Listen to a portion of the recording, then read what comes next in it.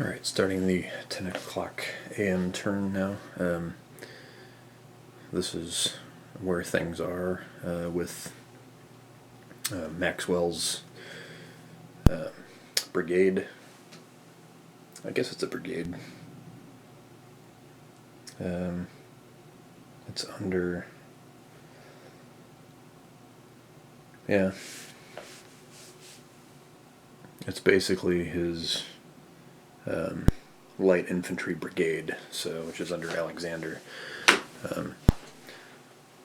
But it's the three units that are all light units that are on this west side of the Brandywine Creek. As you can see, the Brits have now completely surrounded them, but it has obviously come at some cost for the Brits to get up in that position. You can see there's already a couple guys that are disordered here. These guys are in the tavern hex, which is just a building hex, so that doesn't really have any effect on the units that are in it in terms of combat. But both these guys are disordered. However, the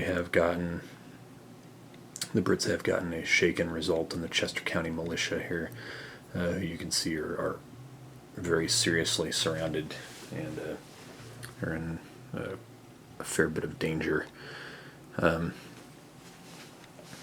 Over here, these are all the guys from the 1st Division. There's this guy back here, who is the guy that routed back in the first turn, who's now recovered his morale and is working his way back into command.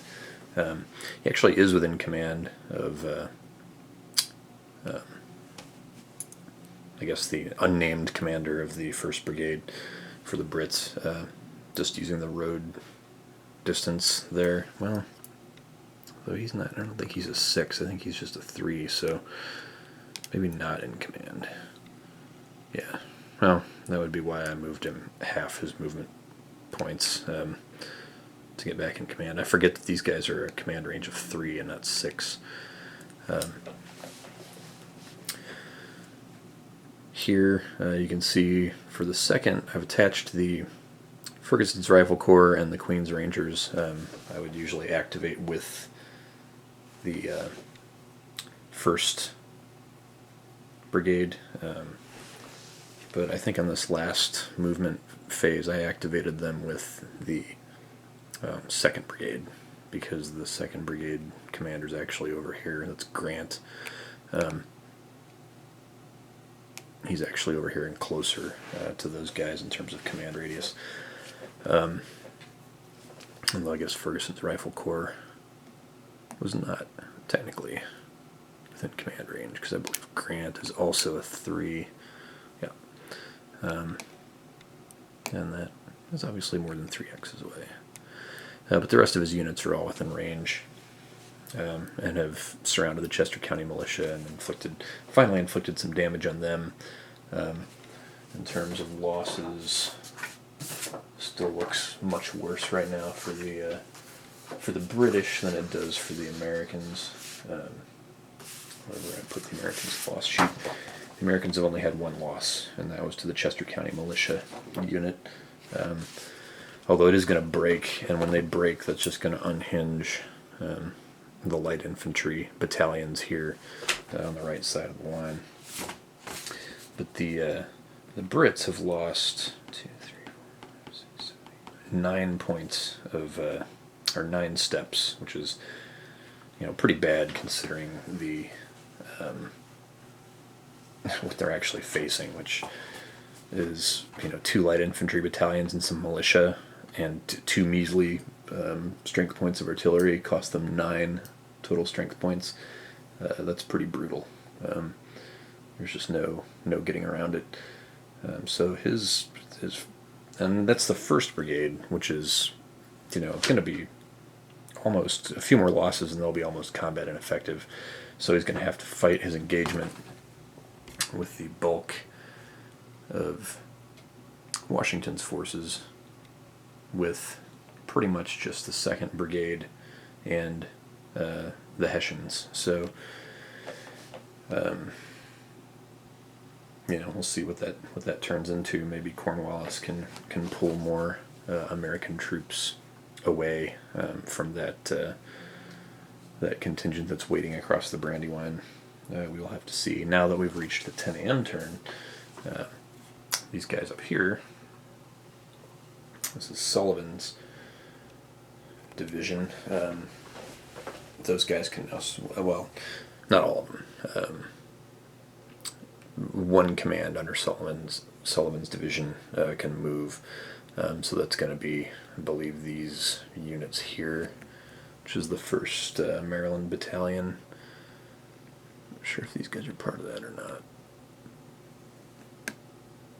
Yeah, it's the artillery for the 1st Maryland. So those guys will be able to start moving up this road towards the Birmingham Hill. As of right now, there's no sign of Cornwallis's column, and so I wondered, how historically accurate is it for Sullivan to start moving guys north in anticipation of an enemy that you can't even see on the map yet? And apparently they had some dragoons or pickets or something that had observed Cornwallis's column crossing at the Brinton Ford, or, well, maybe it wasn't, not Brinton's, that's Brinton's there, just south. I forget the name of the ford now, but the ford that's farther north off the map that the Americans didn't realize was there. Apparently they observed Cornwallis's column crossing there, and so by 10 a.m. they did have some notion of a flanking movement by the Brits, and so it is historically accurate to start moving these guys up towards Birmingham Hill, even though there's no enemy on the map yet approaching. So, I didn't want it to seem gamey if I started moving those guys. Right now, based on what's happening on the map, the more likely movement would be to start moving these guys towards the creek, get across, and try and get around on the flank of this approaching column here. But knowing historically that the troops at the time knew that Cornwallis was going to be coming from the north, I can now pretty confidently move these guys up north. Of things that I noticed that I was doing wrong initially when I was using this turn track, I thought you had to make activation rolls. You had to keep making activation rolls until you'd run through to the end turn marker, or until you'd run through all of your end turn advancements. But reading the sequence of play, that doesn't seem to be the case, because it led me to wonder why there were 10 steps here on turns where only 5 commands could actually move, and so it's not a case of continuing to roll activation rolls until you've run that all the way down to the end turn. It's you continue to do activation until you have no commands left to activate. Once you have no commands left to activate, then the turn is over. So what that means is, for those early turns, that there's no instance or no possibility of any command ending up with only a limited activation in which to carry out their orders. Whereas when you get to the later turns, and you've got many more commands to activate, you have many fewer available phases before the end turn marker, or before the end turn happens, and people who haven't moved yet are stuck with limited activations. So I was doing that wrong, thinking that, why do I have to keep sitting here rolling activation dice when everybody's already been activated? But apparently that's not how it works, that you just roll activations until all commands have been activated, and then the turn is over. And you go to your rally phase and so forth. So here, you don't actually have to get through all 9 end turn rolls on your activation rolls. You can just activate the I think it's up to 6 commands now, since one of Sullivan's commands will be unfrozen. You'll now activate all those units, and then the turn will be over. Which makes much more sense, that in these early phases there's very little chance of anybody being stuck with a limited activation, whereas in when you get into the 7 and 8 p.m. turns, you can very much end up with a number of commands getting stuck with limited activations. So that was kind of, glad I sort of figured that out finally. So far, in terms of how the game is playing, I have not had, it is indeed a very rules-heavy set. You're checking charts and tables every time you're moving a unit to make sure, am I, moving through non-clear terrain? Okay, so do I need to do a disorder check here? But the combat and fire combat and so forth, once you've got units that are established next to each other, you can kind of remember all the fire combat stuff that's going to apply every turn, and so you don't have to recalculate things, unless you've had a step loss or something in the intervening fire phases. But one thing I've taken to doing is actually just rolling, for a lot of these fire combats in here, is just I'll roll the die. If the die roll is low, then I know I don't need to calculate anything. I'd be on the on the 1-to-1 chart, or maybe the 1.5-to-1 chart. If it's super low, I know I don't need to calculate anything. If I roll the dice and it's high, then I'll go in through this and start calculating for the fire combat for a particular unit. So it's just easier that way in a game like this where you have to do a lot of calculation, especially with these trench markers here where you're firing at a 0.75%, or 0.75 of your total fire strength.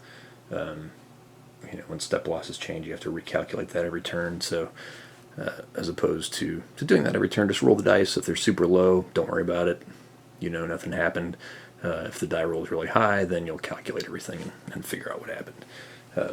So it's a weird sort of reversal or reverse psychology in a game that's this mechanically oriented. But the mechanical aspects of it have not detracted from my enjoyment of it. In fact, it's actually, I think, increased my enjoyment of it, in that it makes me pay a great deal of attention to what I'm doing, to what each unit is doing on the board, which is fairly gratifying for me in terms of a study of how these forces are moving and interacting in this particular battle. So I'm very invested in it and enjoying playing it through and enjoying seeing how it's going to turn out. A couple of other things that I noted that I think I've been doing wrong, although I sort of discovered after digging into some of the special scenario rules. And this is one of the challenges of this particular series, is that you almost always feel like you're missing something, just because every little action in the game usually has some exception or rule to it. Now you can reach a comfort level with things like that get repeated frequently in the game, like in the fire combat I've gotten comfortable with what the defensive fire values are for particular hexes, or what the modifying the die roll modifiers are for lower SP units, for example, stuff like that gets repeated over and over. You tend to remember. But sometimes you'll forget that this particular terrain is going to incur a disorder check, during a movement. So you might be moving a unit and kind of forget that, I crossed a stream back there, or I entered woods, or I made a facing change in the woods, or something that in the course of movement that you forget. Oh, that's right, that's a +5 to my morale on a disorder check at the end of the move, or whatever. There's all these little little fiddly things that you can tend to forget. So it makes the going slow, and you tend to always think that you're forgetting something, even though I've gone back numerous times after I've done something and reviewed everything to make sure that I forget something, and I find out no, I actually did remember everything. So it's just one of the burdens of this particular system is that you're always going to feel like you're forgetting something. The irony is that I often feel that way on much simpler games too. The Line of Battle comes to mind, the Gamers Line of Battle series for their Civil War games, the regimental level Civil War games.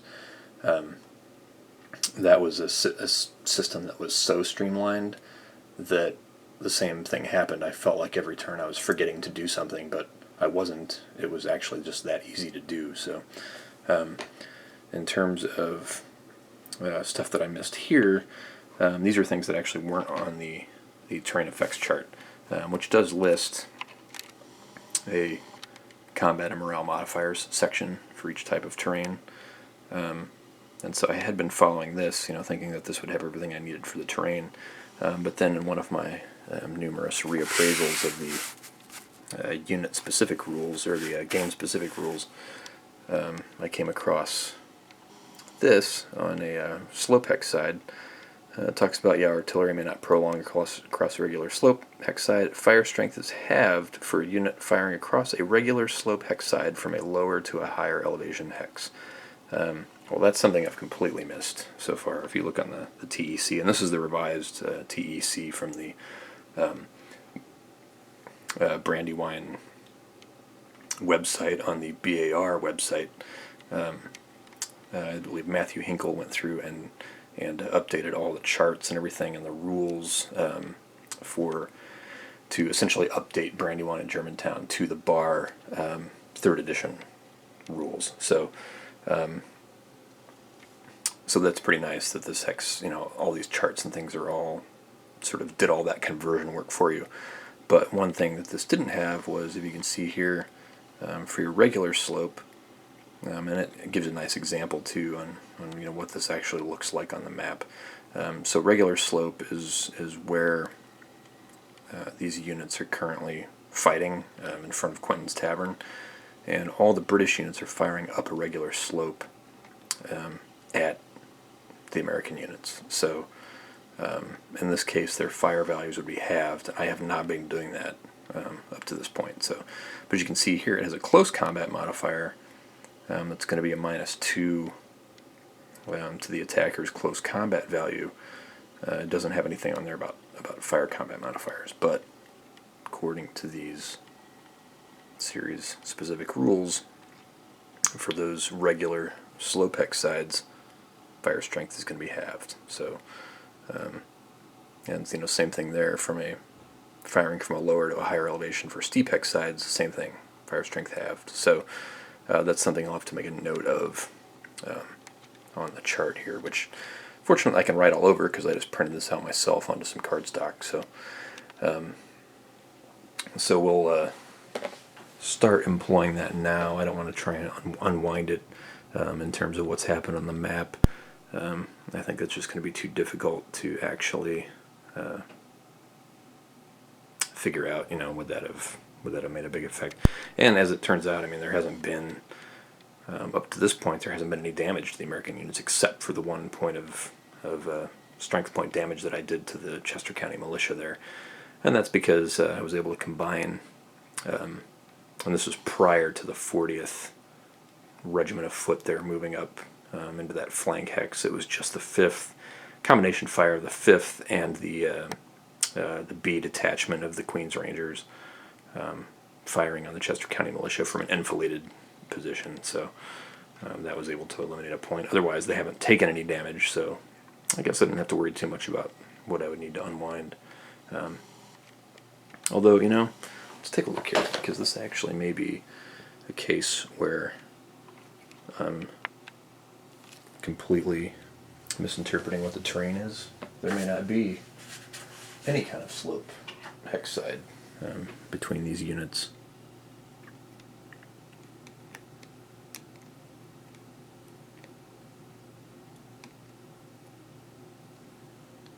Nope, that's a general. You can see a general slope hex side. It's a elevation change between the two, and then you can see.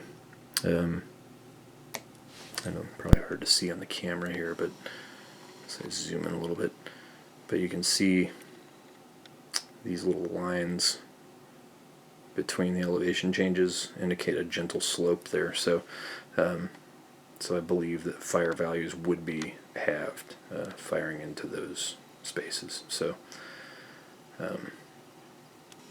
So that's something I'll have to do from now on. Hopefully that won't be as big an issue, given that the Chester County Militia is now enfiladed, so they'll have an unmodified fire values from these 2 Queens Rangers detachments. These units are already pretty weak here because they've been shot up pretty badly, so they're just kind of adding a little firepower. The real damage is going to come from behind there. So things like this that sort of crop up as you read rules for this type of game, which is very very full of lots of scenario and battle specific exceptions. I mean, you've got, we're looking at up to, looking at 10 pages of just exceptions for this particular game. So, lots of differences in the rules there to work out. And one other thing to note, just on a historical note, I'm reading right now the first volume of the Philadelphia Campaign by Thomas J. McGuire. And this was fairly recent, I think maybe published in 2014. And I'm into about 70 pages in or so. But one of the little things that I noticed in it was it talks about, let's find them here on the map, Ferguson's Rifle Corps there, that FRC British unit. These were about 300 men, I think, that had breech-loading rifles, which, you think about, like, breech-loaders were uncommon enough in the Civil War, let alone, almost 80 years earlier in the Revolutionary War, and yet these guys had some breech-loading rifles. So as a result, they have their own fire value on the fire value chart. I think there's something like ×7 in terms of at 1 hex range. But it does say in McGuire's book on the Philadelphia Campaign that the Ferguson's Rifle Corps were equipped with green coats, which I thought was interesting because here they're clearly depicted with red coats on the counter. So I don't know if that's something that was researched for this particular game and just missed, or maybe McGuire himself is wrong, or maybe Ferguson's Rifle Corps within the game context is actually represented by multiple units, most of which had red coats. I know, in game terms, a lot of times units will be sort of condensed or consolidated for the countermix purposes, and that sometimes decisions will be made to make those particular units have the colors or design on the counter that reflects the majority of the men in that particular unit. So maybe Ferguson's Rifle Corps in this or rifle company in this case is a consolidation of several units, most of which had red coats. I don't know, or maybe it was just intended to distinguish them from the green-coated Queens Rangers. But as far as I know, from what I've read of my single source that I've read on the Philadelphia Campaign, that Ferguson's rifles should also have green, just like the Queens Rangers.